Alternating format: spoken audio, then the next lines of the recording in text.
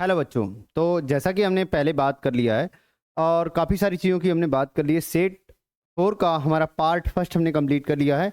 अभी जो करने जा रहे हैं पार्ट सेकंड करने जा रहे हैं और पार्ट सेकंड में हम करने जा रहे हैं किसी एपी में यम पदों का योग हमें दे रखा है यन है, मतलब यम बराबर हमें दे रखा है m/2 2a plus m-1 into कितना डी। ये दे रखा है कितना यन दे रखा है और ये बराबर हो जाएगा 2a प्लस m-1 इंटू कितना d, ऐसा कुछ हो जाएगा।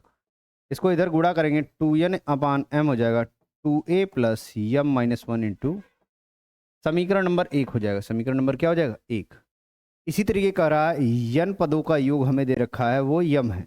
यन पदों का योग कितना दे रखा है m, तो n-1 हो जाएगा इंटू डी। ये दे रखा है m n/2 2a plus n-1 into D.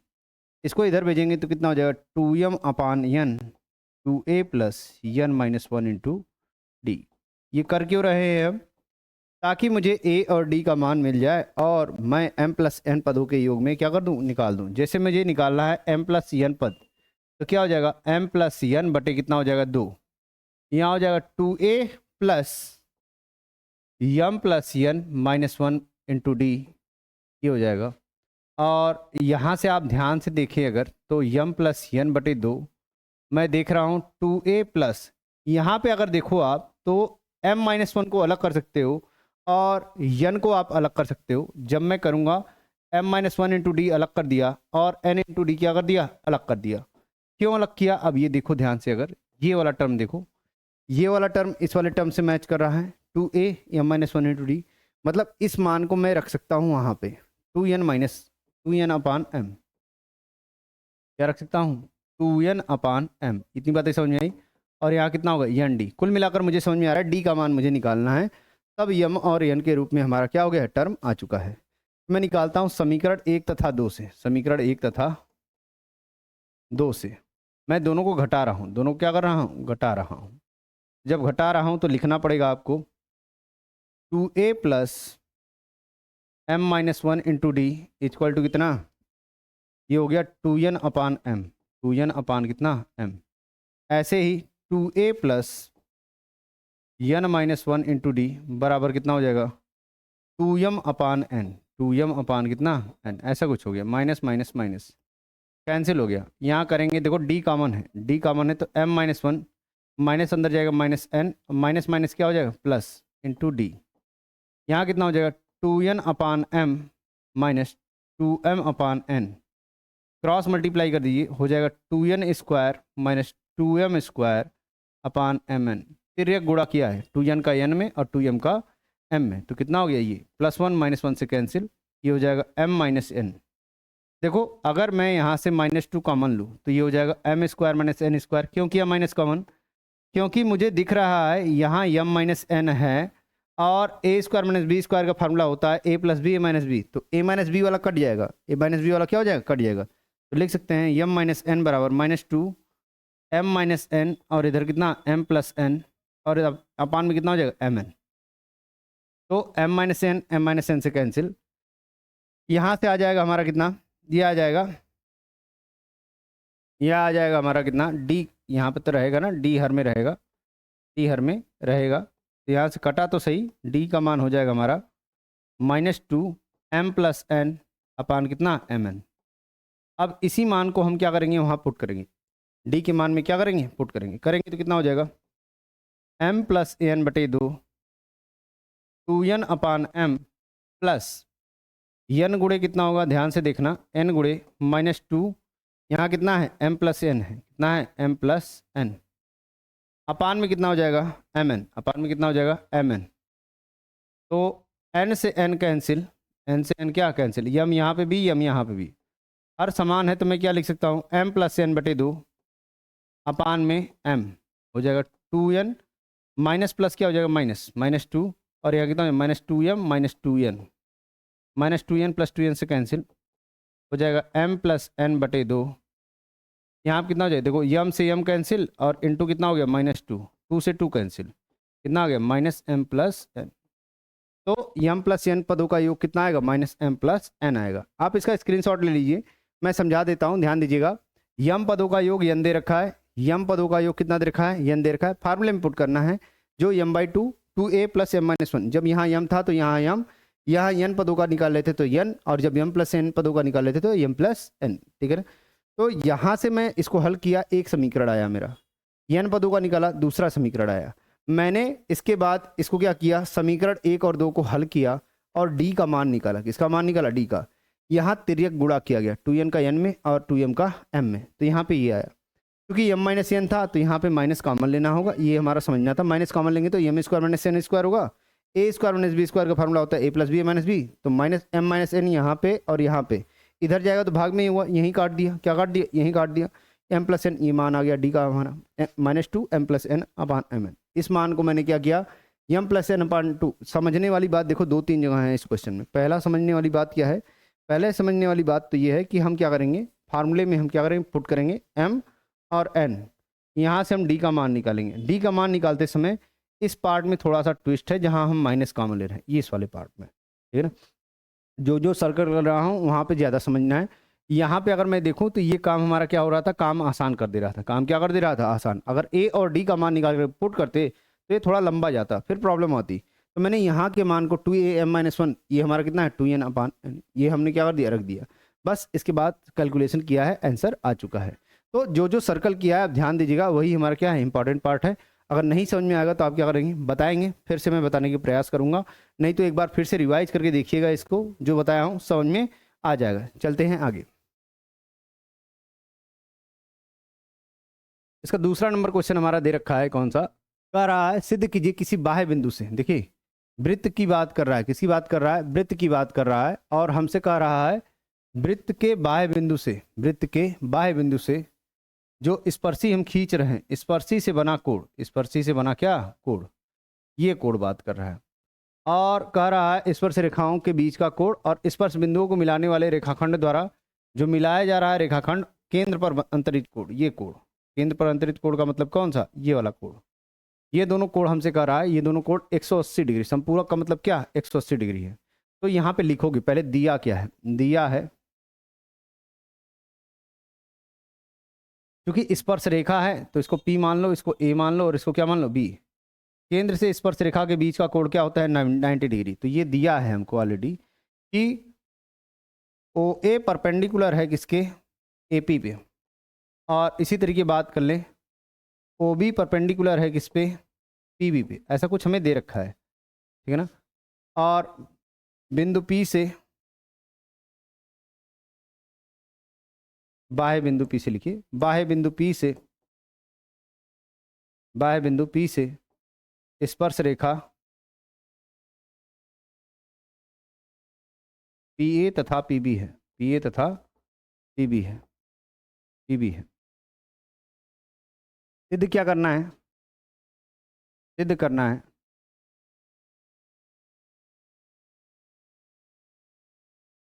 सिद्ध करना क्या है, हमें सिद्ध करना है कोण APB प्लस APB, मतलब ये कोण AOB, ये कितना है, ये दोनों मिलाकर हमारा है 180 डिग्री। कितना है, 180 डिग्री। उपपत्ति बात कर लेंगे, क्या बात कर लेंगे, उपपत्ति।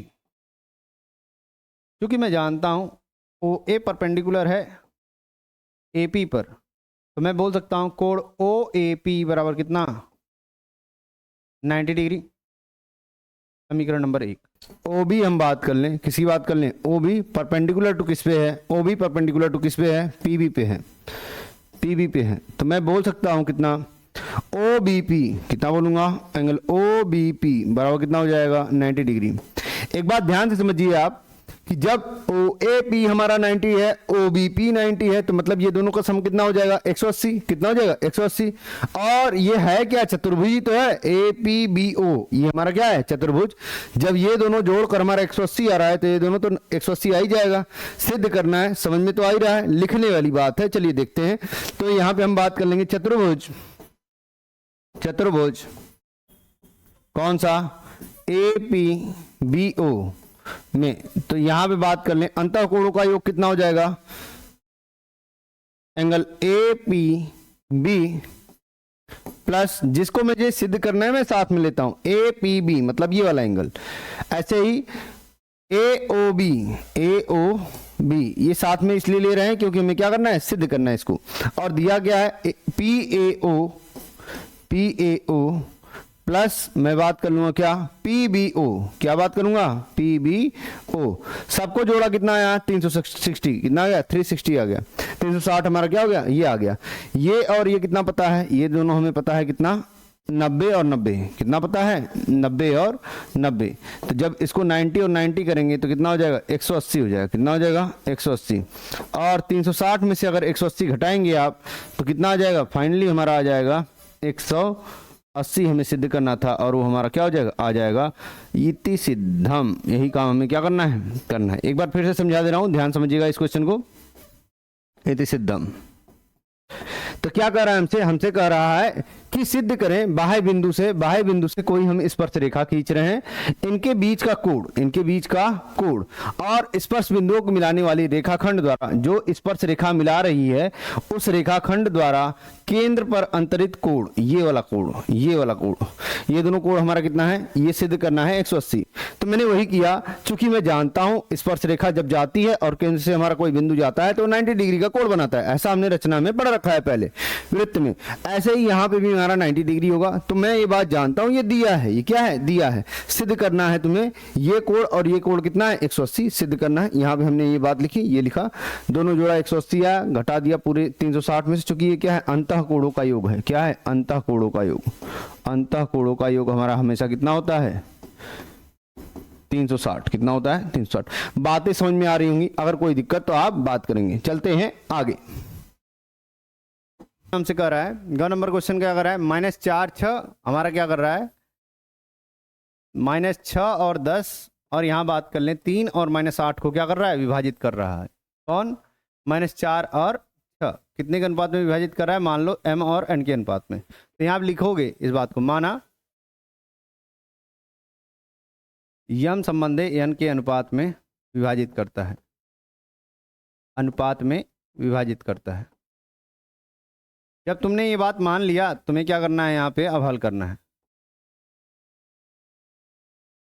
हल कैसे करोगे, देखो यहाँ पे करने के लिए हम क्या कर लेते हैं, हम फार्मूला जानते हैं, बीच के बिंदु का निर्देशांक कितना होता है, जब मुझे अनुपात निकालना होता है, बीच के बिंदु का निर्देशांक बराबर होता है हमारा कितना, ये होता है mx2 प्लस nx1 अपान m प्लस n। यहाँ पे हो जाएगा my2 प्लस ny1 अपान m प्लस क्या n। कई लोग m1 और m2 मान के भी करते हैं, तो भी कोई दिक्कत वाली बात नहीं है। क्योंकि मुझे अनुपात निकालना है तो मैं क्या करूँगा, पहले अंश और हर में n से भाग दे दूंगा। तो यहाँ लिखेंगे अंश और हर में, अंश और हर में n से भाग देने पर, n से भाग देने पर, तो जब भाग देंगे तो कितना हो जाएगा बच्चा, देखिए ध्यान से, तो हो जाएगा m अपान n x2 प्लस n अपान n कितना हो जाएगा 1 x1, नीचे हो जाएगा m अपान n प्लस 1, यहाँ हो जाएगा m अपान n y2 प्लस n अपान n 1 हो जाएगा, यहाँ पे हो जाएगा m अपान n प्लस कितना 1, ऐसा कुछ हो जाएगा हमारा।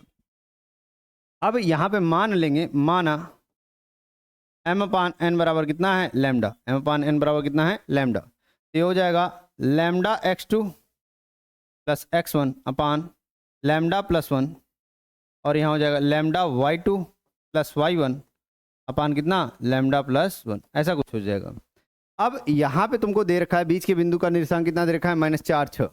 तो आप क्या कर लोगे, ये -4 6 आपको क्या है, पहले ही दे रखा है, -4 6 दे रखा है। अब यहाँ मान रखोगे, यहाँ क्या रखोगे, मान, तो रखोगे तो कितना हो जाएगा, बराबर लैम्डा x1 y1, इसको मान लो, इसको क्या मान लो, x1 y1 मान लो, और इसको क्या मान लो, x2 y2 मान लो। क्या मान लो, x2 और y2। तो क्या कर रहे हैं, x2 लिखना है, लैम्डा x2, तो x2 कितना होगा, 3, कितना हो जाएगा 3, और प्लस कितना होगा, x1 कितना है, x1 है -6, x1 कितना है -6, तो हो जाएगा -6, यह कितना हो जाएगा, अपान लैम्डा प्लस 1। ऐसे ही लैम्डा y2 का मान कितना है, y2 का मान -8 है, कितना है, -8, -8 अब प्लस y1 का मान कितना है 10, कितना है 10, ये हो जाएगा प्लस 10 अपान कितना लैम्डा प्लस 1। अब एक बात समझिए, यक्स का यक्स के निर्देशांक से, y का y के निर्देशांक से क्या करेंगे, तुलना करेंगे।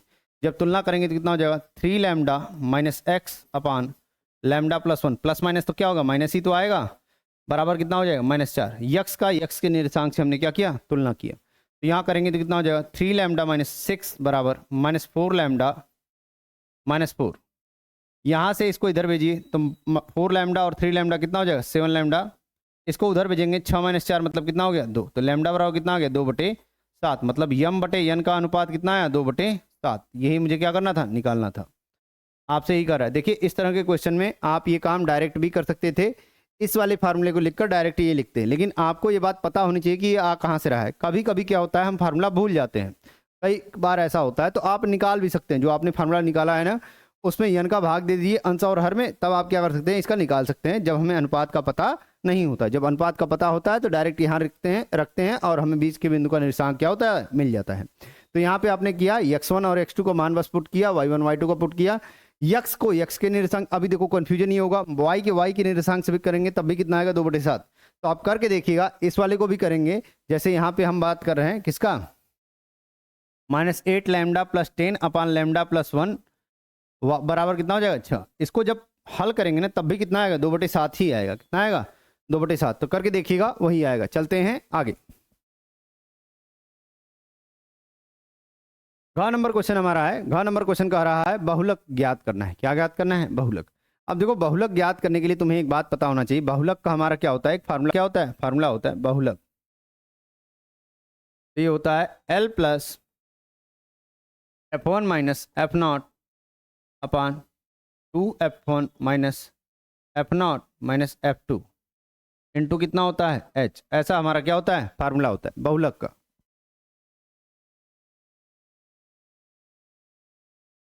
यहाँ पे अगर हम देखें बहुलक वर्ग कौन सा होगा, जो सबसे ज़्यादा बार आया है। सबसे ज़्यादा बार कौन सा आया है, सबसे ज़्यादा बार ये आया 12। तो यहाँ पे ये किसका काम करेगा, ये काम करेगा यल का, यल का काम ये कर लिया। और ये किसका काम करेगा, ये है F1 का काम करेगा। इसके पहले जो आता है वो किसका काम करेगा, F0 का काम करेगा। और इसके बाद वाला किसका काम करता है, F2 का काम करता है। दोनों के बीच जो अंतर होता है, जैसे हम देख रहे हैं 0 से 20, 20 से 40, तो दोनों के बीच जो हमारे वर्गंतराल में अंतर आ रहा है वही हमारा क्या होता है H। ये हो गया 20, सबका मान पता हो गया। वैल्यू पुट करेंगे, यल का मान कितना है 60 प्लस F1 माइनस F0 मतलब 12 माइनस कितना F0 मतलब कितना 10 बटे कितना 2। F1 का मान कितना 12, कितना 12 माइनस F0 का मान कितना 10 माइनस कितना हो जाएगा 6, माइनस कितना हो जाएगा 6 इंटू कितना हो जाएगा 20, इंटू कितना हो जाएगा 20। अब यहाँ से हल कर लीजिए, करेंगे तो कितना हो जाएगा 60 प्लस ये आ जाएगा 2 और ये कितना हो जाएगा 24 माइनस 16, 24 माइनस कितना 16 गुणे कितना 20। यहाँ करेंगे तो हो जाएगा 60 प्लस 2 बटे कितना हो जाएगा 8, कितना हो जाएगा 8 और ये कितना हो गया 20। 2 एक कम 2 चौके 8, 4 पचे कितना 20। तो ये आ जाएगा हमारा बहुलक कितना 65 आ जाएगा, कितना आ जाएगा 65। इसमें देखो कुछ करना नहीं होता है, इसमें एक ही चीज़ है, आपको क्या होना चाहिए, फार्मूला याद होना चाहिए और बहुलक वर्ग का पता हो। जो सबसे ज़्यादा बार आएगा वही बहुलक वर्ग होगा। तो F1 वो हो जाएगा, उसके पहले जो होगा F0 और उसके बाद जो होगा F2। दोनों के बीच जो अंतर आएगा वर्ग अंतराल में उसको बोलेंगे H। फार्मूले में पुट करेंगे, आंसर आ जाएगा। चलते हैं आगे। घ हो गया आपका, अंगा हम देख लेते हैं। कह रहा है कि मूलों को ज्ञात करिए। यहाँ पे हमें कह रहा है 3x² माइनस 2√6x प्लस 2 बराबर 0, ऐसा कुछ कह रहा है। अब देखो एक बात ध्यान दो, 3 और 2 का गुणा करोगे, 3 और 2 का गुणा करोगे तो कितना आएगा 6। ऐसे क्वेश्चन में दिक्कत आती है। और इस तरह का क्वेश्चन मैंने क्या किया है, ऑलरेडी मैंने करा रखा है कि जहाँ बच्चों को ये हल करने में समस्या आती है, करड़ी वाले आ जाए ऐसा कुछ, तो मैंने अलग से एक वीडियो बनाकर उसका डाला है पहले का, तो आपको प्लेलिस्ट में मिल जाएगा। वहाँ पे यूपी बोर्ड के लिए स्पेशली करवाया है। तो 3 का 2 में गुणा किया कितना हो गया 6, तो करेंगे तो कितना हो जाएगा 3x²। देखो -2√6 है, -2√6 है, तो -2√6 को ऐसा क्या लिखें कि गुणा करने पर 6 आए। तो सीधी सीधी बात है, √6 और √6 अगर मैं लिख दूं, -√6 और -√6 मैं लिख दूं, तो गुणा करूंगा तो माइनस माइनस प्लस हो ही जाएगा। और √6 का √6 में करेंगे तो कितना आएगा 6 आएगा ही। तो यहाँ बात कर लेंगे -√6x -√6x और प्लस कितना हो जाएगा 2। तो फिर दिक्कत क्या आती है, अब यहाँ से कॉमन क्या होगा, तो यहाँ से मैक्सिमम कॉमन लेना है। देखो 3 यहाँ है तो मैं जानता हूँ √3 होगा, 3 में हम जानते हैं √3 का √3 में गुणा करते हैं तो कितना आता है 3। और √6 को मैं क्या लिख सकता हूँ, √6 को मैं लिख सकता हूँ √3 गुणे √2, √3 गुणे कितना √2, दोनों में कॉमन कितना है √3 कॉमन है, कितना है √3।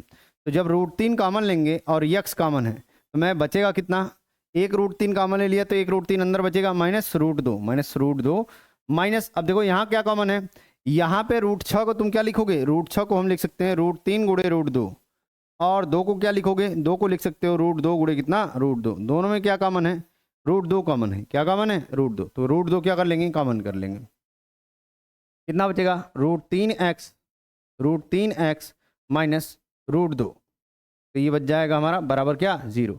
दोनों में क्या कॉमन है √3x माइनस √2, और यहाँ कितना हो जाएगा √3x माइनस √2, दोनों में हमारा कॉमन है। एक बार एक के बराबर हम 0 पुट करेंगे, दूसरी बार दूसरे के बराबर क्या पुट करेंगे 0 पुट करेंगे, तो √3x बराबर कितना हो जाएगा √2, यक्स बराबर √2/3, यहाँ पे भी करेंगे तो √3x माइनस √2, और यहाँ कितना हो जाएगा 0, तो यक्स बराबर कितना हो जाएगा √2/3, यहाँ पे भी वही आएगा, यहाँ पे भी वही होगा। मतलब मूलों के मान हमारे कैसे होंगे, मूल हमारे समान होंगे, दोनों मूल हमारे क्या होंगे समान। तो यहाँ से आपका निकलता है एक मूल ये और एक मूल ये। ध्यान से समझिएगा इस क्वेश्चन को कि करड़ी हल करने आना चाहिए, करड़ी में जो कॉमन ले रहे हैं वो आना चाहिए, यही हमारी समस्या होती है और यही हमें क्या करना है हल करना है। तो चलते हैं आगे, बातें हमारी समझ से समझ में आ रही होंगी। अब बात करते हैं एलसीएम निकालना है। देखो बच्चा आसान सा क्वेश्चन दे रखा है, 867 बोल रहा है, देखिए ध्यान से, 867 और 255, मतलब 867 और 255 का हमें क्या निकालना है एलसीएम निकालना है। तो एलसीएम निकालने के लिए आप क्या कर देंगे, एलसीएम बराबर ल स प बराबर, तो यहाँ पे ल स प जब निकालेंगे तो कितना होगा, देखिए यहाँ पे कितना हो जाएगा, जब हम देखें 3 से तो 3 दूना 6 हो जाएगा, 3 × 24, 3 × 9 27, 3 × 24, 3 × 5 15। तो यहाँ देखते हैं 17 से कटेगा, 17 17 हम 289, 17 बचे 85, 17 से फिर से कटेगा और ये कितना है 5, तो कितना आ गया, ये हमारा एलसीएम हो जाएगा, ये हमारा क्या हो जाएगा एलसीएम। तो यहाँ पे एलसीएम कितना हो जाएगा 3 × 17 × 17 × 5, ऐसा मेरा क्या हो गया एलसीएम। और अगर इसको आप हल करने जाएंगे तो इसको आप लिख सकते हैं 17 17 हम कितना होगा 289, और 5 दिया कितना होता है 15। देखो इसको हल करने का सीधा सा तरीका है, आप 300 - 11 भी कर सकते हैं, और यहाँ कितना हो जाएगा 115 का गुणा, 15 तिया 45, 15 तिया कितना 4500, और 11 में 15 का गुणा करेंगे तो देखिए ट्रिक पहले ही बताया हूँ, 11 में 15 का गुणा करने के लिए आप एक काम करा करिए, 5 एकम 5, और 5 में एक जोड़ेंगे कितना 6, एक एकम कितना होगा 1, 165 आएगा, कितना आएगा 165। यहाँ से हल करिए, 4500 में से 165 घटाना है, 4500 में से क्या करना है 165 आपने क्या करना है घटाना है। जब घटाएंगे तो आपका कितना आ जाएगा 5 3, और कितना आ जाएगा 3, और ये कितना हो जाएगा 4, ठीक है ना। तो ये आ जाएगा 4 3 3 5, 4 3 3 5, तो आपका क्या मिल गया, आपको मिल गया एलसीएम मिल गया, क्या मिल गया एलसीएम। तो यहाँ तक कोई दिक्कत हमारी समझ से होनी नहीं चाहिए। तो 4 3 3 5 आपका क्या आ गया, ये एलसीएम आ गया। अब क्या निकालना है आपने, यहाँ पे दूसरा वाला पार्ट करना है, ये तो रफ काम है, ये कौन सा है रफ काम, तो आपको ये नोट करने की जरूरत नहीं है, आप वही नोट करेंगे जब भी नोट करेंगे। तो हम क्या करेंगे, अब मौसा निकालेंगे। हम जानते हैं लौसा गुणे मौसा, लौसा गुणे मौसा बराबर कितना होता है प्रथम संख्या गुणे द्वितीय संख्या। तो प्रथम संख्या कितनी है 867, और कितना है 255।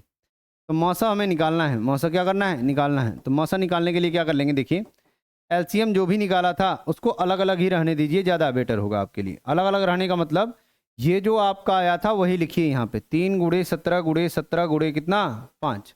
तो अब कैलकुलेशन भी अगर आप करेंगे ना तो आपका आसानी से होगा। तो यहाँ आप करेंगे तो कितना आएगा, ये कटेगा तो आएगा 289, 289 किसका होता है 17 का स्क्वायर, ये खत्म, 5 × 5 = 25, 5 एकम 5, तो ये कितना आ गया 51, कितना आ गया 51। इस तरीके से भी आप कर सकते हैं। और आपका ऐसे एलसीएम, और हम बात कर लें एचसीएफ जिसको ल सपा और म सपा बोलते हैं, दोनों हमारा क्या हो जाएगा निकल जाएगा। चलते हैं आगे। अब हमारा देखिए यहाँ क्वेश्चन खत्म हो गया। अब बात करते हैं क्वेश्चन नंबर 3 की। क्वेश्चन नंबर 3 क्या कर रहा है, क्वेश्चन नंबर 3 में ऑलरेडी आपको दे रखा है, दिया क्या है डीसी का मान ज्ञात करना है। किसका मान ज्ञात करना है, डीसी, मतलब ये मान ज्ञात करना है, ठीक है ना। दिया है, आपको पहले लिख लीजिए, दिया क्या है, दिया है, क्या दिया है AO/OC बराबर BO/OD बराबर 1/2, ऐसा कुछ दे रखा है, ऐसा कुछ क्या है दे रखा है हमें। और AB बराबर कितना दे रखा है 5, AB बराबर कितना दे रखा है 5, ये भी दे रखा है 5 सेंटीमीटर। ज्ञात करना है, क्या ज्ञात करना है, ज्ञात करना है आपको, ज्ञात करना है क्या, यहाँ पे DC का मान ज्ञात करना है, DC का क्या करना ज्ञात करना है, मान ज्ञात करना है। तो हल हमारा क्या होगा, देखिए यहाँ पे हल हो जाएगा हमारा,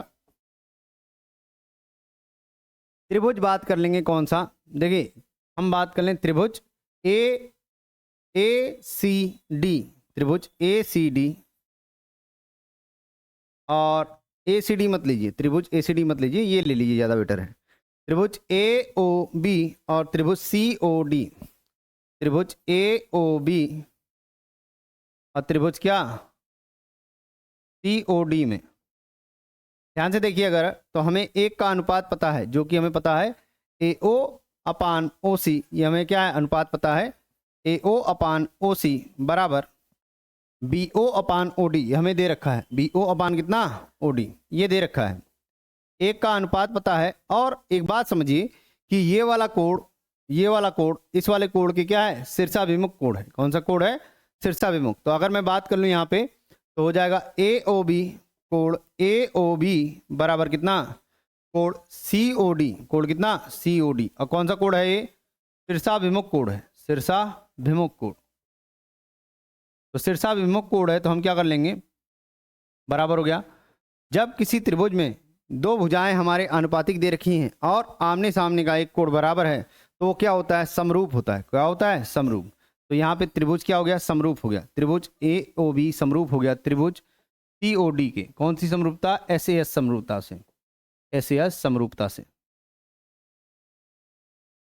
तो यहाँ पे ये हो गया SAS हमारा क्या हो गया, समरूपता हो चुकी कि एक कोण हमारा क्या है, बराबर है, और दो भुजाएं हमारी क्या है, अनुपातिक हैं। अब इसके बाद देखिए, मुझे पता है, मुझे क्या है पता है, AO/AO क्या पता है, OC, AO/ क्या पता है, OC बराबर, मतलब अब जब समरूप हो गया तो सारी भुजाएं त्रिभुज की क्या हो जाएंगी, अनुपातिक।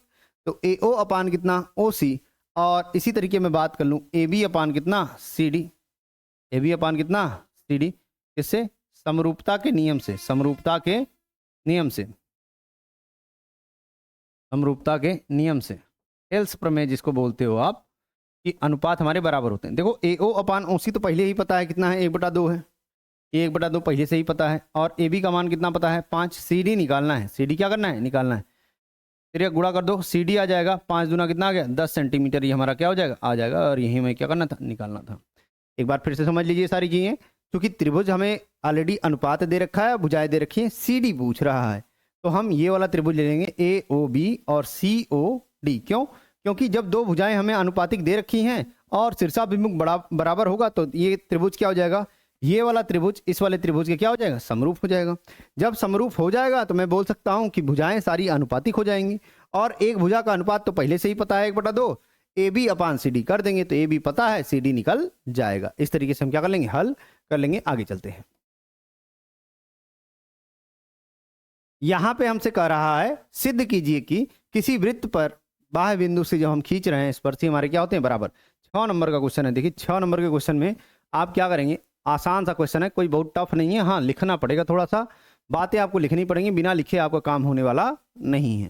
तो आपने ध्यान रखना है कि 6 नंबर के क्वेश्चन में हमसे क्या कर रहा है, देखिए 6 नंबर का क्वेश्चन ये है हमारा, कह रहा है वृत्त के बाह्य बिंदु से जब कोई स्पर्शी खींच रहे हैं, कोई स्पर्शी हम क्या कर रहे हैं, खींच रहे हैं, तो इस बाह्य बिंदु से, बाह्य बिंदु कौन सा है, P मान लिया, बाह्य बिंदु कौन सा है, P, और यहाँ जो स्पर्शी है उसको A मान लिया, और क्या मान लिया, B मान लिया। यहाँ क्या हो गया, ये त्रिभुज हो गया, क्या हो गया, त्रिभुज। तो आपने करना क्या, यहाँ पे लिखना है, दिया है, दिया क्या है हमें,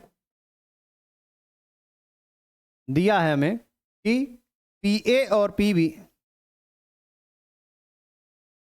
PA और PB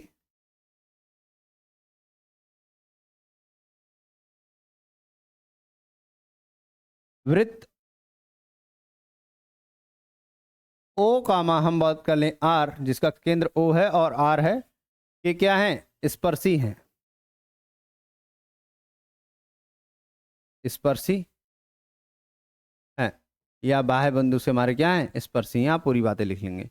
वृत्त के बाह्य बिंदु से स्पर्शी हैं, बाह्य बिंदु P से स्पर्शी हैं। ये बात आपने लिख लिया। अब क्या है, सिद्ध क्या करना है, सिद्ध करना है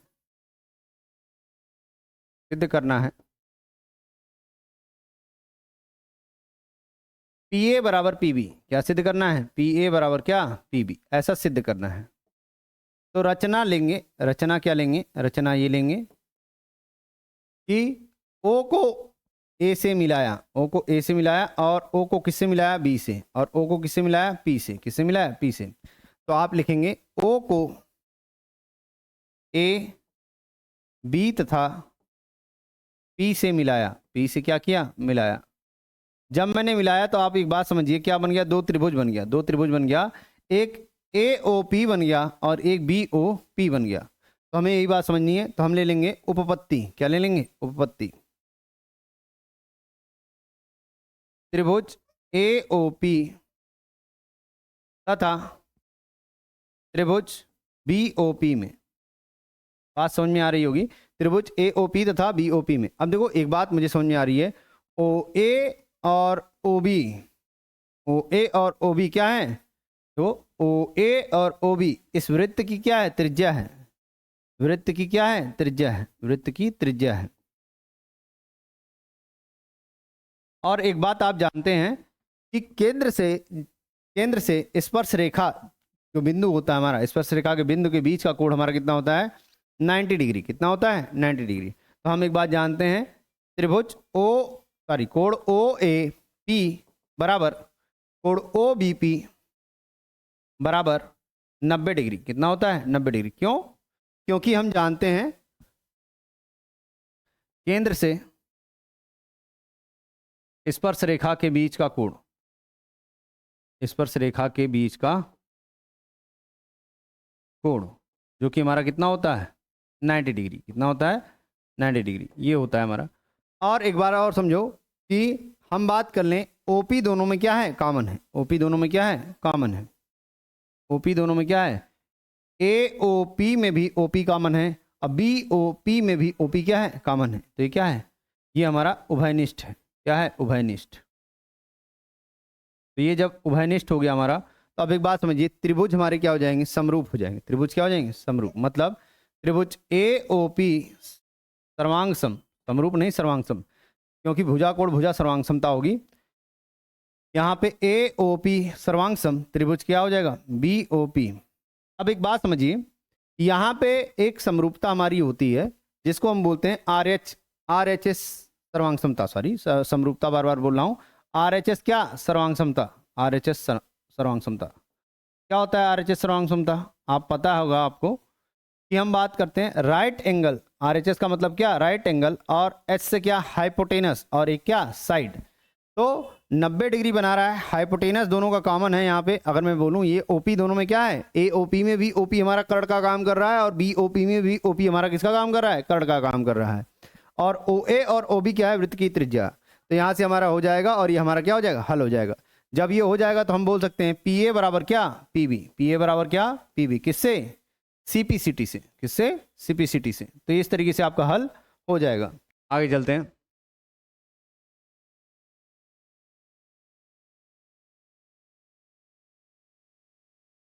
चौथा नंबर क्वेश्चन हमसे कह रहा है cosec A minus sine A, cosec A minus क्या, sine A, cosec A minus sine A, और यहां दे रखा है sec A minus cos A, sec A minus cos A. हमें सिद्ध करना है 1/1 minus tan A into cot A, tan A into कितना, कॉट ए। मुझे एक बार इसको चेक करना पड़ेगा, चूंकि tan A into cot A अगर दिया होगा, tan A plus cot A है, क्या है, tan A plus cot A. क्योंकि यहाँ पे डाउट इसलिए हुआ कि ये कटेगा तो 1 आएगा, तो इन्फिनाइट हो जाएगा। तो ये नहीं है आपका प्रूव करना, आपको क्या प्रूव करना है, tan A plus cot A है। क्या है, tan A plus cot A. ध्यान दीजिएगा, तो ये दिया है tan A plus cot A, ठीक है ना। ये आपको सिद्ध करना है, ये आपको क्या करना है, सिद्ध करना है। ठीक, तो यहाँ तक बातें हैं हमारी। देखते हैं इसको। यहाँ पे अगर बात कर लें कोसेक A कितना होगा, 1/sin A, 1/ क्या, sin A minus sin A, minus क्या, sin A। यहाँ हो जाएगा सेक A कितना होगा, 1/cos A, माइनस कितना कॉस ए। ये हल कौन सा कर रहे हैं साइड LHS कर रहे हैं, कौन सा कर रहे हैं LHS करेंगे तो कितना होगा 1 माइनस साइन स्क्वायर ए अपान कितना साइन ए, और ये कितना हो जाएगा 1 माइनस कॉस स्क्वायर ए अपान कितना कॉस ए, कितना हो जाएगा कॉस ए। यहाँ तक कोई दिक्कत 1 माइनस साइन स्क्वायर ए अपान कितना हो गया साइन ए, और 1 माइनस कॉस स्क्वायर ए अपान कितना कॉस ए। हम जानते हैं 1 माइनस साइन स्क्वायर ए कितना होता है कॉस स्क्वायर ए अपान कितना हो गया साइन ए, और यहाँ कितना हो गया 1 माइनस कॉस स्क्वायर ए कितना साइन स्क्वायर ए अपान में कितना कॉस ए। कॉस ए से कॉस ए कैंसिल, साइन ए से साइन ए क्या कैंसिल, आ जाएगा हमारा कॉस ए गुणे क्या साइन ए। ये हमारा क्या हो जाएगा, ये मान आएगा किसका LHS का, किसका आएगा LHS का। RHS हल करते हैं, RHS में हमारा कितना होगा, ये 1 अपान tan ए को लिख सकते हैं sign A upon cos A, sign ए अपान कितना कॉस ए, और कॉट ए को लिख सकते हैं कॉस ए अपान कितना साइन ए। एक बात समझिए आप कि जब मैं यहाँ तिर्यक गुणा करूँगा तो ये क्या हो जाएगा साइन ए क्या हो जाएगा साइन स्क्वायर ए, और कॉस ए क्या हो जाएगा कॉस स्क्वायर ए। तो यहाँ हो जाएगा 1 अपान साइन स्क्वायर ए प्लस क्या कॉस स्क्वायर ए अपान में क्या हो जाएगा साइन ए इंटू कितना cos A, sign A into कितना हो गया कॉस ए। ऊपर जाएगा पलटेगा तो कितना हो जाएगा sign A into cos A, और नीचे कितना हो गया साइन स्क्वायर ए प्लस कॉस स्क्वायर ए, साइन स्क्वायर ए प्लस क्या कॉस स्क्वायर ए, कॉस स्क्वायर ए। आप जानते हैं साइन स्क्वायर ए प्लस कॉस स्क्वायर ए कितना होता है 1, कितना होता है 1। तो इस तरीके से हम देखें LHS में भी हमारा यही आया था, RHS में भी मेरा sign A into cos A आया, तो मैं बोल सकता हूँ LHS बराबर क्या RHS, LHS बराबर क्या RHS। तो यहाँ तक बातें समझ में आ रही होंगी, करना कुछ नहीं है। जहाँ आपको समझ में ना आए, मैंने पहले भी बताया, जब समझ में ना आए तो आप साइन कॉस में चेंज करना शुरू करिए, कुछ ना कुछ निकलेगा, उससे हमारा क्या निकलेगा कुछ हल निकलेगा। जैसे यहाँ पे मैंने साइन में चेंज किया, क्योंकि कोसेक उल्टा किसका होता है साइन का, सेक उल्टा होता है कॉस का, तो मैंने ये काम कर दिया। यहाँ पे जब मैंने हल किया तो ये आया sign A into cos A. यहाँ पे भी मैंने क्या किया tan को साइन ए और cos sine A upon cos A में, और कॉट ए को कॉस ए अपन साइन ए में हमने क्या किया कन्वर्ट किया। तो इस तरीके से करने से हमारा क्या हुआ, ये हल आया और दोनों ही क्या आ गए बराबर गए। चलते हैं आगे। देखिए ये क्वेश्चन क्या कर रहा है कि 15 मीटर ऊंचे मकान के एक शिखर से, 15 मीटर एक ऊंचा मैंने क्या बना लिया मकान का एक शिखर बना लिया। कह रहा है 15 मीटर ऊंचे मकान के एक शिखर से एक टावर के शिखर का उन्नयन कोण। तो जब शिखर से बात कर रहा है और टावर के शिखर का उन्नयन कोण, मकान के सिरे से या शिखर से टावर के शिखर का उन्नयन कोण, तो ध्यान देना बच्चा, ये हमें बोल रहा है, ये हमें कह रहा है ये कितना होगा 30 डिग्री, कितना होगा 30 डिग्री। और जब भी कोण बनाएंगे तो कोण कैसा होगा, इसके आधार से होगा, तो आधार हमें ड्रॉ करना पड़ेगा। आधार क्या करना पड़ेगा ड्रॉ। तो ये क्या है, ये मकान है, ये क्या है मकान, और ये क्या है टावर, ये क्या है टावर। आप करें क्या, जब भी ऐसा क्वेश्चन आता है पहले खुद से किया करिए, हल मत देखा करिए, क्योंकि हल देखने से आपको कुछ नहीं मिलना है, मैथ नहीं आने वाली है। बस हल देख रहे हैं आप तो आप ये मान लीजिए मैथ नहीं आने वाली है। मैथ लगाने के लिए आपने क्या है अपने से थोड़ा सा ट्राई करना पड़ेगा, और अगर फंस रहा है तब आप इसको देखा करिए कि हाँ कैसा है हमारा, ठीक है ना। अदरवाइज बस अगर हल देख रहे हैं, कुछ लोग तो कथा सुन रहे होंगे कि हाँ चल रहा है कथा, अच्छा चल रहा है, नहीं आएगा मैथ आएगा ही नहीं, फिर परेशान हो जाओगे लास्ट में। लगाने की कोशिश किया करो, जब ना आए तब काम किया करो इसको। तो यहाँ पे हो जाएगा हमारा 30 डिग्री, कितना हो गया 30 डिग्री। कह रहा है मकान के तल से शिखर का, टावर के शिखर का, देखो मकान का तल कौन सा है, तल ये है, और शिखर कौन सा है ये। यहाँ पे बात कर लेंगे मकान के तल से टावर के शिखर का उन्नयन कोण कितना देखा है 60 डिग्री। कह रहा है टावर की ऊंचाई बताइए, हमें क्या करना है टावर की ऊंचाई बतानी है। देखो ये 15 था, जानता हूँ ये मान लो OABC और कितना D, तो मैं जानता हूँ OC बराबर क्या होगा, OC बराबर होगा AB, OC बराबर कितना होगा AB, और OA बराबर कितना होगा, OA बराबर होगा BC। क्यों, क्योंकि आयत के आमने सामने की भुजाएं हैं, आयत के आमने सामने की भुजाएं हैं। OC बराबर जब हमने AB लिखा तो कितने के बराबर है 15 मीटर के बराबर है, कितने के बराबर है 15 मीटर के बराबर है। तो एक बात समझिए, त्रिभुज ले लेते हैं, त्रिभुज कौन सा BCD में, त्रिभुज BCD में। तो यहाँ पे जब करेंगे BCD में तो कितना हो जाएगा, ये हो जाएगा tan 30 बराबर कितना, tan 30 बराबर हमारा हो जाएगा लंब कितना है BD, और आधार कितना है हमारा BC, कितना हो जाएगा BC। आपने जो माना है BD को माना है H, BD को क्या माना है H, मान लीजिए माना BD बराबर कितना H, BD बराबर क्या H। तो जब बी डी को एच माना है और बी सी हमारा कितना है, किसके बराबर है, बी सी हमारा बराबर है ओ ए के। बी सी किसके बराबर है, ओ ए के। आमने सामने की भुजाएं हैं। और tan 30 बराबर कितना होता है, 1/√3। तो ओ ए बराबर जब मैंने निकाला तो कितना आया, h√3। कितना आया, h√3। समीकरण नंबर 1। समीकरण नंबर क्या, 1। दूसरा त्रिभुज लेते हैं, त्रिभुज ओ ए डी में, ओ ए डी में जब लेंगे त्रिभुज ओ ए डी में, ओ ए डी में, तो जब मैं त्रिभुज ले रहा हूँ तो कितना हो जाएगा, tan 60। कितना लिया, tan 60। tan 60 बराबर कितना हो जाएगा, ये हो जाएगा A D upon O A. A D अपान कितना हो जाएगा, ओ ए।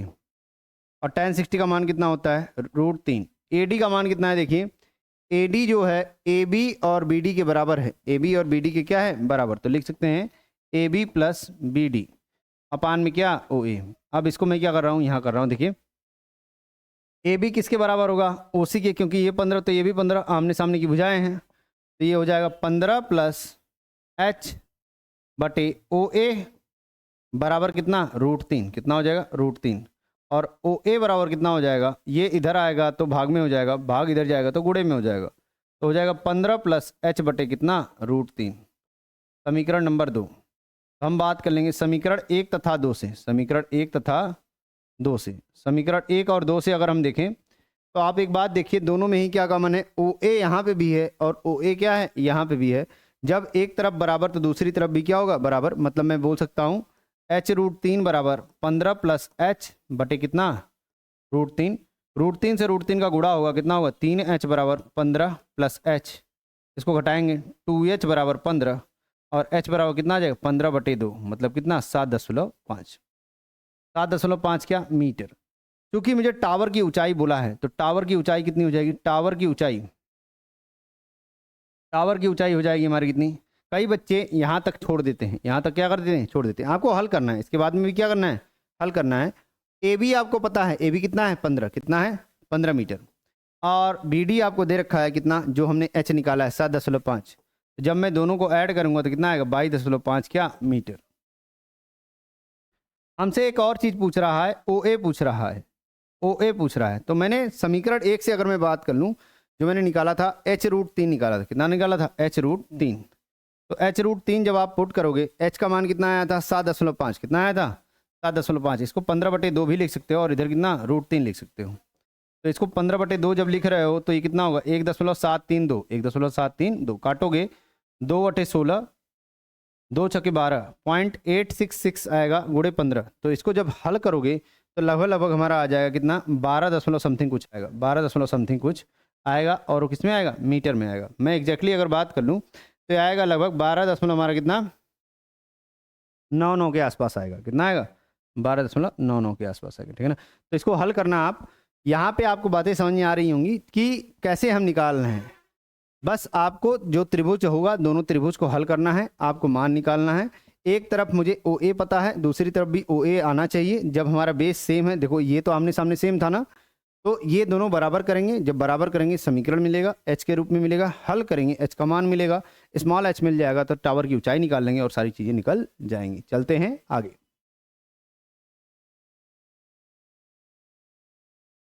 कह रहा है एक ठोस धातु के हमारा क्या है, बेलन है, जिसके दोनों सिरे क्या है, अर्धगोलाकार है। तो अर्धगोलाकार है, एक बेलन है, एक क्या है, बेलन है, दोनों सिरे हमारे क्या है, अर्धगोलाकार है, ऐसा कुछ है। और यहाँ पे भी हमें गोला है और ये भी क्या है, अर्धगोलाकार है। फिगर से मतलब नहीं है, फिगर आप थोड़ा क्लियर बनाइएगा। अर्धगोला ही हमारा दोनों तरफ है। संपूर्ण ऊंचाई दे रखी है कितनी, 19 सेंटीमीटर। कितनी दे रखी है, 19 सेंटीमीटर, मतलब 19 सेंटीमीटर की पूरी ऊंचाई दे रखी है। कह रहा है बेलन का व्यास 7 सेंटीमीटर है, क्योंकि बेलन का व्यास जो है ये कितना है, ये जो दे रखा है ये 7 सेंटीमीटर है। और ये क्या है, व्यास है। क्या है, व्यास। कह रहा है इस ठोस का भार ज्ञात करिए जो 1 सेंटीमीटर क्यूब, मतलब 1 सेंटीमीटर क्यूब धातु का जो हमारा दे रखा है, धातु का भार दे रखा है कितना, 4.5 ग्राम। 4 कितना, 5 ग्राम, ऐसा कुछ दे रखा है। क्योंकि यहाँ सेंटीमीटर क्यूब दिया है, क्या दिया है, सेंटीमीटर क्यूब। जब सेंटीमीटर क्यूब दिया है मतलब इसका निकालना क्या है, आयतन। क्या निकालना है, आयतन। अभी आयतन निकालने का मतलब मुझे एक बात समझ में आना चाहिए कि इसका पूरे भाग का हमें आयतन निकालना है। तो कुछ कुछ बातें मुझे समझ में आनी चाहिए कि जब ये 7 था तो इसकी त्रिज्या कितनी हो जाएगी। देखो ये गोला है ना, ये क्या है, गोला है, गोले का मुझे ये दे रखा है 7 सेंटीमीटर, कितना दे रखा है 7, तो 7 का हम आधा करेंगे तो कितना होगा, त्रिज्या निकलेगा, क्या निकलेगा त्रिज्या, तो ये कितना हो जाएगा 7 का आधा कितना हो जाएगा, आर बराबर मैं लिख सकता हूँ आर बराबर 7/2, 7/2 का मतलब कितना 3.5 सेंटीमीटर, कितना हो जाएगा 3.5 सेंटीमीटर। कितनी बातें समझ में आ रही है। अब देखो एक बात समझो, यहाँ पे ऊंचाई तो पूरे की दे रखा है ना, तो कभी किसी फार्मूले में डायरेक्ट तो ऊंचाई पुट करोगे नहीं। इसका अगर मैं निकालूं यहाँ से यहाँ तक, गोले का यहाँ से यहाँ तक, ये कितना होगा, ये भी तो त्रिज्या ही होगा, तो ये कितना होगा 3.5 त्रिज्या ये, और ऐसे ही केंद्र से 3.5 त्रिज्या क्या ये। तो अगर मैं निकालूं बेलन की ऊंचाई, क्या निकालूं बेलन की ऊंचाई, तो 19 पूरा था, 19 क्या था पूरा, और ये 3.5 इधर और 3.5 इधर, मतलब बेलन की ऊंचाई जो आएगी h बराबर 19 माइनस 3.5 माइनस 3.5, अगर घटाऊंगा तो 12 सेंटीमीटर आएगा, कितना आएगा 12 सेंटीमीटर। फिर से समझ लो, पूरा मेरे को दे रखा है 19 सेंटीमीटर और 3.5 केंद्र से दे रखा है, यहाँ पे भी 3.5 केंद्र से दे रखा है, ये वाला पार्ट खत्म किया, ऊपर वाला पार्ट खत्म किया, तो बीच वाला पार्ट कितने आया 12 सेंटीमीटर, कितना आया 12, 19 में से 7 जाएगा तो कितना आएगा 12 ही तो आएगा, 12 सेंटीमीटर आ गया। और निकालना क्या है, मैंने पहले ही बताया सेंटीमीटर क्यूब, मतलब क्या निकालना है आयतन निकालना है, क्या निकालना है आयतन। तो आयतन निकालते हैं, तो यहाँ पे हम बात कर लेंगे ठोस धातु का आयतन, ठोस धातु का आयतन, ठोस धातु का आयतन बराबर क्या हो जाएगा, बेलन का आयतन, बेलन का आयतन प्लस 2 गुणे अर्धगोले का आयतन। 2 गुणे अर्धगोले का आयतन क्यों, क्योंकि जो गोला है वो क्या है 2 ठो है, और दोनों का जो बीमा दे रखा है वो समान है, त्रिज्या समान है, सारी चीज़ें समान दे रखा है। बेलन का आयतन कितना होता है आप जानते हैं, पाई आर स्क्वायर एच, कितना होता है पाई आर स्क्वायर एच। अर्धगोले का आयतन अगर मैं निकालूँ तो 2/3 कितना होगा पाई आर क्यूब, ऐसा कुछ होगा हमारा। तो पाई आर स्क्वायर दोनों में क्या है कॉमन है, पाई आर स्क्वायर दोनों में क्या है कॉमन, बचेगा कितना h प्लस 4/3, और ये कितना होगा पाई आर स्क्वायर कॉमन लिया है, कितना बचेगा आर बचेगा, कितना बचेगा आर, ये कुछ ऐसा बचेगा। मैं जानता हूँ पाई का मान हमें कितना लेना है, पाई का मान यहाँ पे पुट कर लीजिएगा आप 22/7, आर का मान आपने निकाला है 7/2, कितना निकाला है 7/2, और एच का मान कितना निकाला था 12, प्लस 4/3 गुणे कितना 7/2। इन सबको आप हल करिएगा, इन सबको क्या करेंगे हल करेंगे, ये 11 आएगा, ये 7 आएगा, ये आ जाएगा 77/2, और इधर हो जाएगा 12 प्लस 2 दूना 4, 14/3, 14 कितना 3, 14/3, इसको हल करेंगे तो ये हमारा आ जाएगा लगभग, इसको हल करेंगे कितना आ जाएगा 3, 2 3 6, 2/16, 38.5, और ये हो जाएगा 12 प्लस 3 चौके 12, और कितना आ जाएगा 0.67, तो 16.67, 38.5 गुणे कितना 16.67, ऐसा कुछ होता है 641.67 सेंटीमीटर क्यूब आएगा, ठीक है ना। 641.67 सेंटीमीटर क्यूब जो हमारा आ रहा है। अब एक बात समझिए, मुझे 1 सेंटीमीटर क्यूब का कितना दे रखा है भार, 1 सेंटीमीटर क्यूब का दे रखा है भार 4.5 ग्राम, कितना दे रखा है 4.5 ग्राम। तो अगर मैं देखूं 641.67 सेंटीमीटर क्यूब का भार कितना हो जाएगा, ये हो जाएगा हमारा 4.5 गुणे कितना 641.67, गुणा करिएगा, गुणा करने के बाद आपका आएगा 2887.5 क्या ग्राम, ये लगभग हमारा क्या होगा आएगा। तो ये हमारा क्या होगा फाइनल आंसर होगा 2887.5, तो ये हमारा क्या हो गया भार, यही हमें क्या करना था निकालना था। फिर से समझ लीजिए, हमें संपूर्ण ऊंचाई दे रखा था, कहानी बस इतनी सी थी, बेलन की ऊंचाई निकालनी थी, 3.5 केंद्र से यहाँ 3.5 यहाँ। क्वेश्चन का ट्विस्ट यहीं पे है बस कि 19 में से हमें 7 घटाना है, 12 आएगा, और सारी चीज़ें वही हैं, बेलन का आयतन और अर्धगोले का आयतन हमें पता होना चाहिए, फार्मूला कोट करेंगे। चूक पूरा सॉल्व करने की कोशिश कभी मत किया करिए इस क्वेश्चन में, हमें जो कॉमन होता है उसको कॉमन ले लिया करिए। होता क्या है कि इससे हमारा कैलकुलेशन कम हो जाएगा, पाई आर स्क्वायर यहाँ, पाई आर स्क्वायर यहाँ, क्योंकि बीमाएँ तो हमारी सारी समान ही हैं, आर तो समान ही है, तो हम क्या कर लेंगे बस पुट करेंगे, वैल्यू हमारी क्या हो जाएगी आ जाएगा, ठीक है ना। चलते हैं आगे, ये इसके बाद भी है क्वेश्चन, नहीं इसके बाद हमारा क्वेश्चन क्या है खत्म हो जाएगा, ठीक है ना। देख लेते हैं एक बार, इसके बाद क्वेश्चन हमारा क्या हो जाएगा खत्म हो जाएगा। चलिए लास्ट क्वेश्चन है, कह रहा है कि 15 सेंटीमीटर त्रिज्या वाले वृत्त की जीवा केंद्र पर 60 डिग्री का कोण अंतरित करती है। 15 सेंटीमीटर 15 सेंटीमीटर क्या है, 15 सेंटीमीटर त्रिज्या वाले, तो त्रिज्या 15 सेंटीमीटर है, लेकिन कह रहा है 15 सेंटीमीटर त्रिज्या वाले एक वृत्त की कोई जीवा कोई है और केंद्र पर कितना कर रही है, 60 डिग्री का कोण अंतरित कर रही है, 60 डिग्री का कोण अंतरित कर रही है। और त्रिज्या कितनी है, 15 सेंटीमीटर, इधर भी 15 और इधर भी कितना, 15 सेंटीमीटर। इसको मान लो ओ, क्या मान लो ओ। कह रहा है लघु संगत लघु वृत्तखंड, लघु वृत्तखंड का मतलब ये, इसको ओ डैश मान लो, क्या मान लो, ओ डैश। हमें ए ओ डैश बी ए का हमें क्या करना है, लघु वृत्तखंड का क्षेत्रफल ज्ञात करना। अब देखो एक बात समझो, लघु वृत्तखंड तो तुम तब निकालोगे जब तुम्हें क्या हो, त्रिज्यखंड पता हो। इस त्रिज्यखंड में से ये पूरा त्रिज्यखंड है, ये वाला सेक्शन कौन सा है, ओ ए ओ डैश और बी क्या है, त्रिज्यखंड। और उसमें से अगर ये त्रिभुज माइनस कर दें, ओ ए बी अगर मैं माइनस कर दूं तो बचेगा कौन सा, यही तो बचेगा। यहाँ लिखेंगे, यहाँ क्या करेंगे, लिखेंगे कि लघु वृत्तखंड का क्षेत्रफल बराबर लघु वृत्तखंड का क्षेत्रफल बराबर क्या हो जाएगा, ये हो जाएगा त्रिज्यखंड का क्षेत्रफल, त्रिज्यखंड का क्षेत्रफल माइनस त्रिभुज का क्षेत्रफल। त्रिभुज कौन सा त्रिभुज, त्रिभुज का नाम भी लिख दिए, ओ A B, O A B, त्रिभुज ओ ए बी का क्षेत्रफल, ऐसा लिख लीजिए। तो जब आप लिखते हैं त्रिज्यखंड का क्षेत्रफल, तो त्रिज्यखंड का क्षेत्रफल निकालेंगे पहले, त्रिज्यखंड का क्षेत्रफल, त्रिज्यखंड का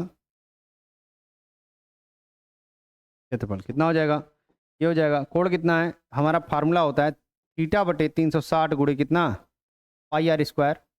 थीटा का मान कितना दे रखा है, 60 डिग्री, और ये कितना है, 360 डिग्री। पाई का मान मैं जानता हूँ 22/7, और आर का मान मुझे पहले ही पता है कितना, 15, कितना पता है, 15।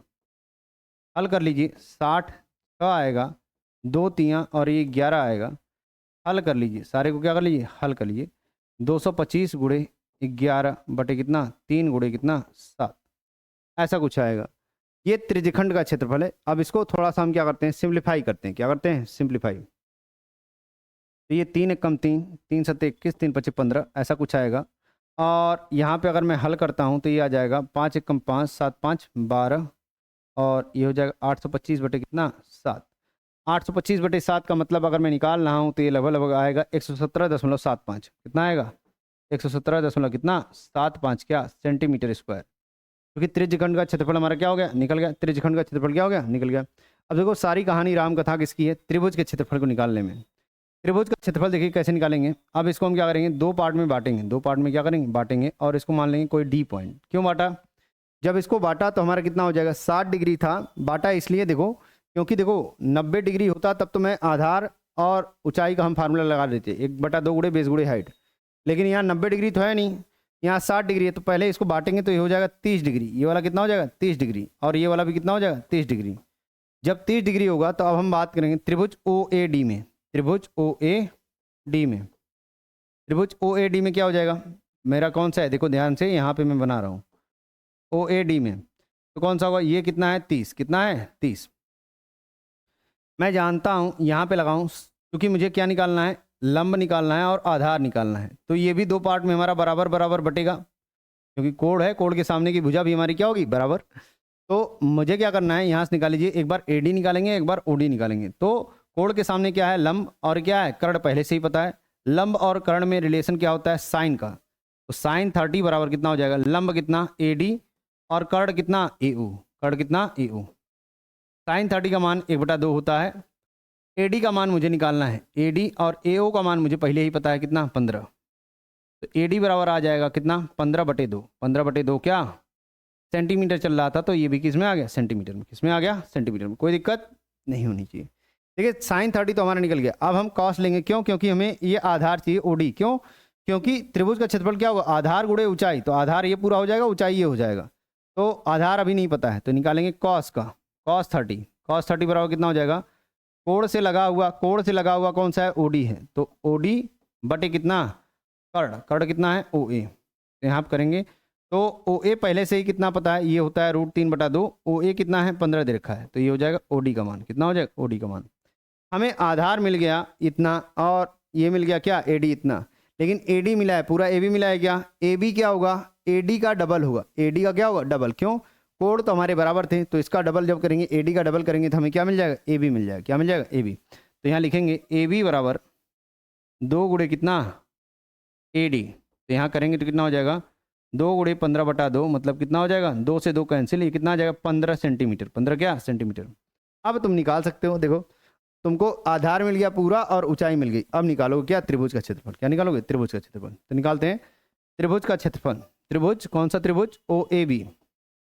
ओ ए बी का क्षेत्रफल कितना हो जाएगा, त्रिभुज ओ ए बी का क्षेत्रफल 1/2 गुणे बेस कितना है, बेस कितना है हमारा, बेस दे रखा है ए बी। बेस कितना है, ए बी, ए बी। और हाइट कितनी है मेरी, हाइट है परपेंडिकुलर हाइट, मतलब ओ डी। कितना, ओ डी निकालेंगे तो कितना हो जाएगा, ए बी गुणे, ए बी कितना है 15, और ओ डी कितना है हमारा, ओ डी आया है 15√3/2। 15√3/, यहाँ से हल करोगे तो कितना आएगा, 225√3 कितना, 4। त्रिभुज का क्षेत्रफल।